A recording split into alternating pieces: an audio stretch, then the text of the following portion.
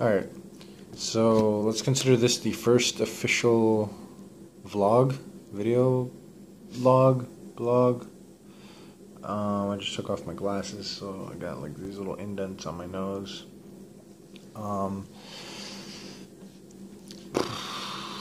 Okay, so as first official vlog, what am I doing right now?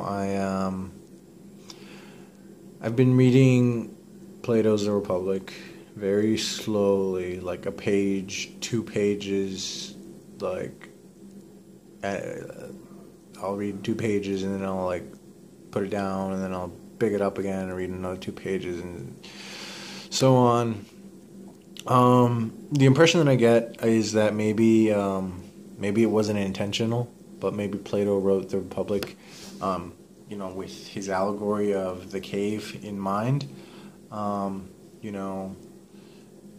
The idea that these people in the cave do not see the things for what they really are. They see the shadows that this flame throws on the wall of the cave, and they think that they see the real thing, but really what they're seeing is the shadows of the real thing. And so maybe that moth is freaking me out. I don't know how I got in here. Oh jeez. Alright, I'm running out a ton of time here. The moth will be fine. I was gonna throw it out. So the impression that I get is maybe it was intentional or maybe it wasn't intentional, but it could be that what Plato wrote the Republic as is actually, he has this image being conveyed for us, the reader, the student, the scholar, whatever, and the book itself, everything that is spoken about in the book, it's the shadow. It's not the real thing. We're not, discussing the real thing. We're discussing the shadow of the thing. And really what the real thing is the mind of Plato, of a Greek philosopher. In particular Athenian. He's from Athens, and therefore we are learning about this culture and, what one of its more well-known, one of its more renowned philosophers has to say about, the matter of republic. And so we're really kind of getting a slice of, we're getting a narrative, we're getting that conversation going of, what a perfect state and what a, not perfect maybe, but ideal, Alright, I'm gonna let that moth out.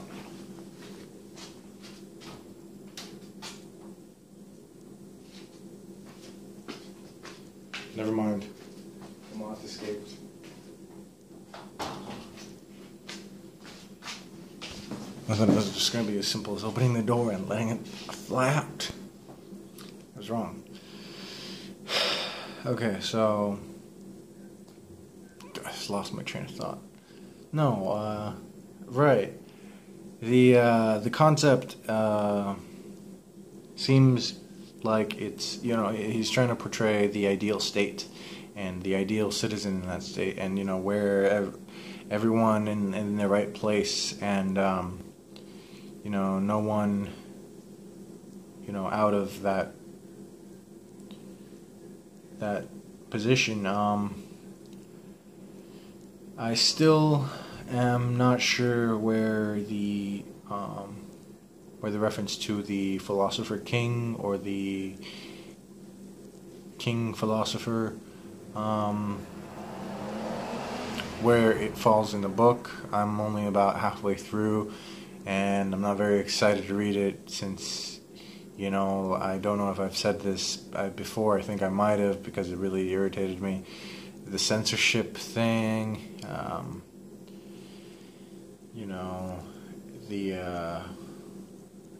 I don't know, it seems like yeah, it seems very sterile, very regimented, and it doesn't seem like an organic society.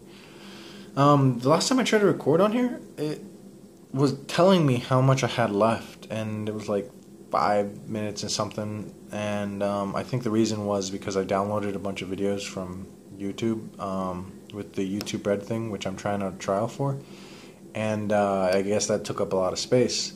I still have a lot of those on there. I only deleted like the ones that I watched like a little while ago, and that's why I'm a little tired. My eyes wise.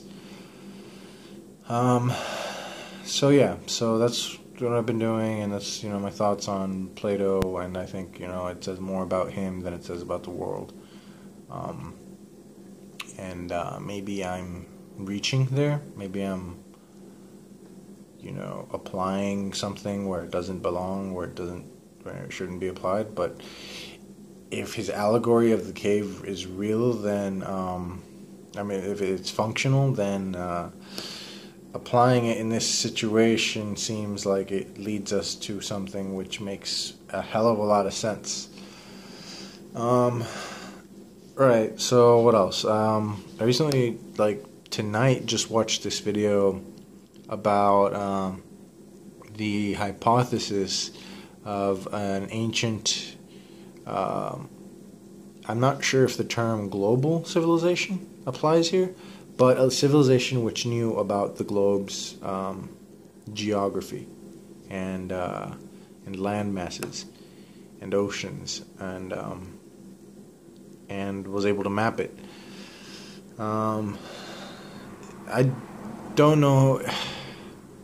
See, I always fall into these categories of unorthodox thinking, and I generally tend to sympathize with the unorthodox hypothesis.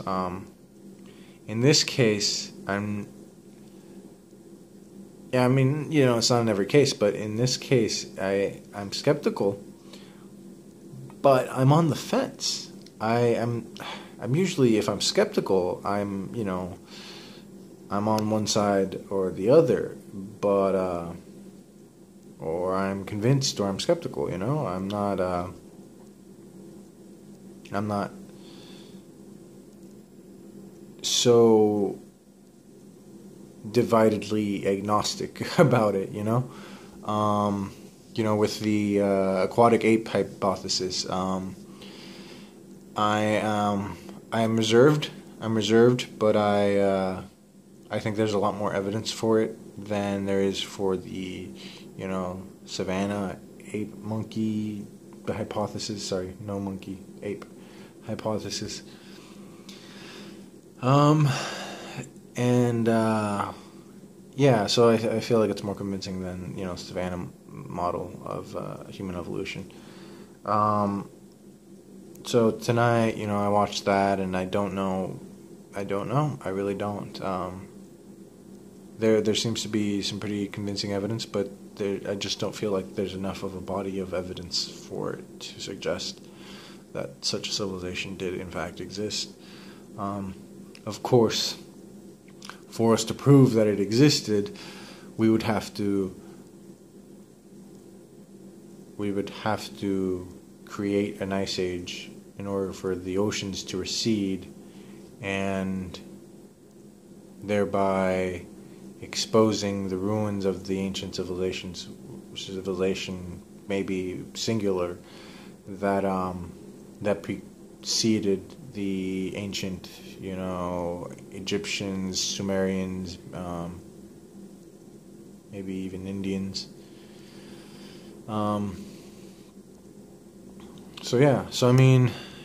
In terms of human migration patterns and anthropology, as far as that goes, we know for a fact that human migration, precluded civilization. So, by tens of thousands of years,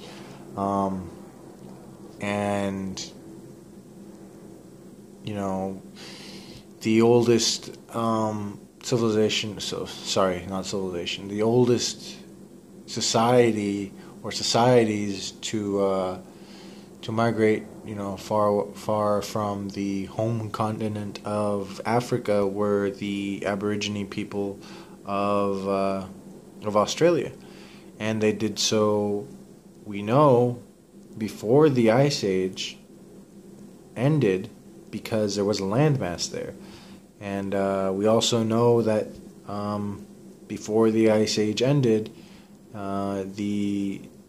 the North American tribes were already migrated because they used the landmass and across the Bering Strait.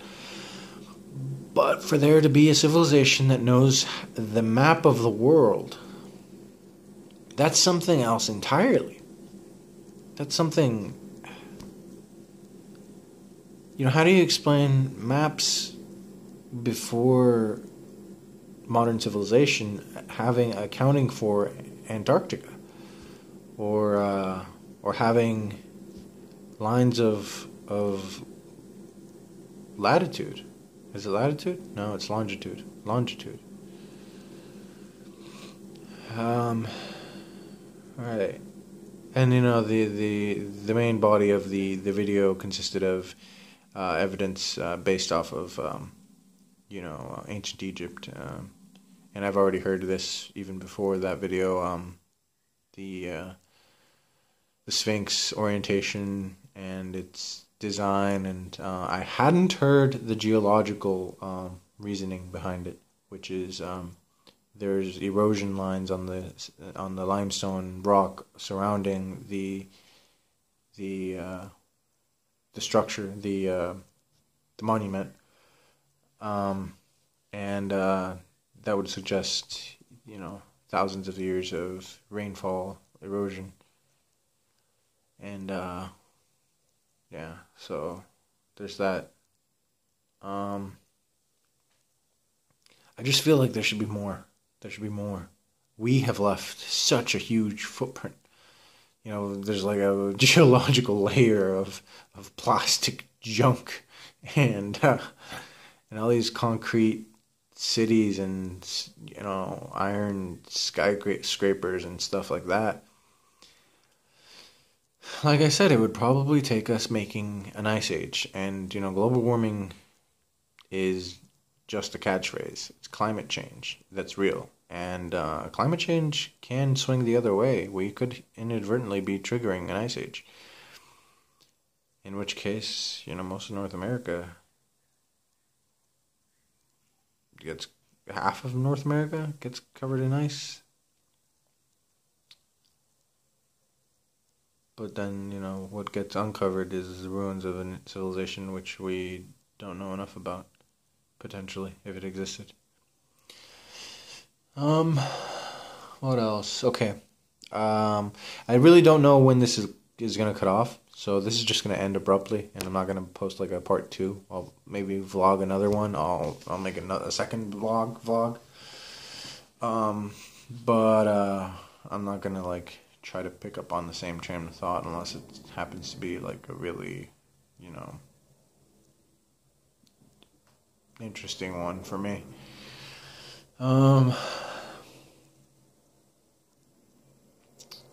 I am going to go to where I am going to be living.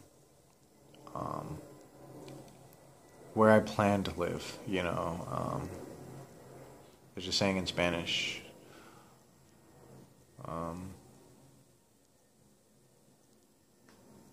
Uno hace, Dios deshace. For making plans, one will make and God will unmake or destroy.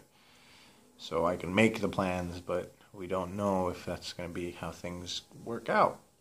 Number 1 reason, the humidity.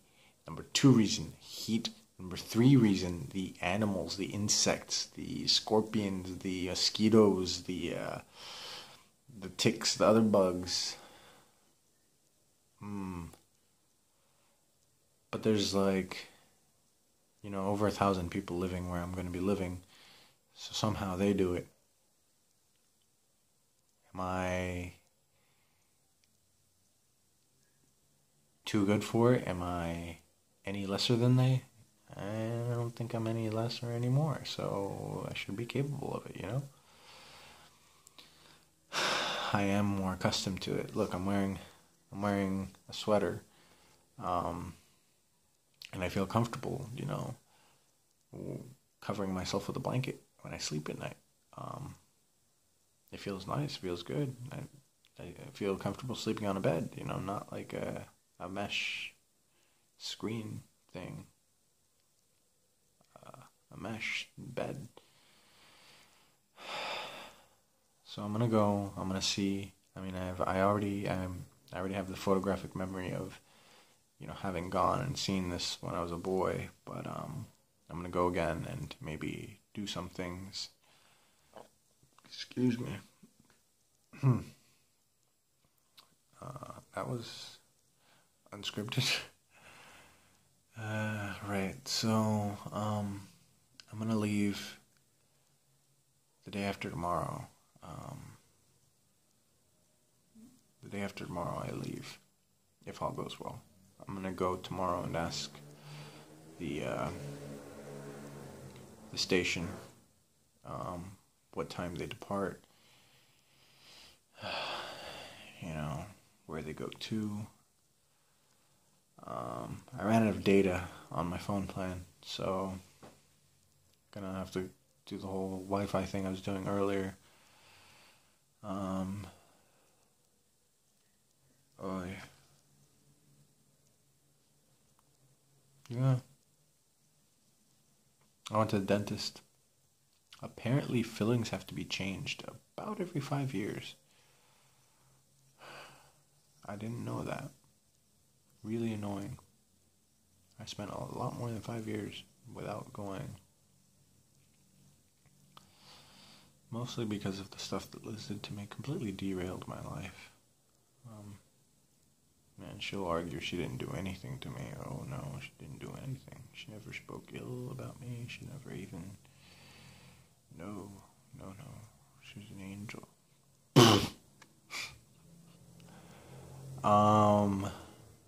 Right. So it's gone on 17 minutes. Surprisingly long time. Must be a lot of data space left. A lot of lots of storage, lots of memory. Right. So I'll talk more later on about the whole dilemma of wanting to have a lasting impression in culture, society, you know, a group of people, maybe the world in general. Maybe it's that feeling that that I want to make an impact on the world. Fuck, I can go into it now and it'll just cut me off. How about that?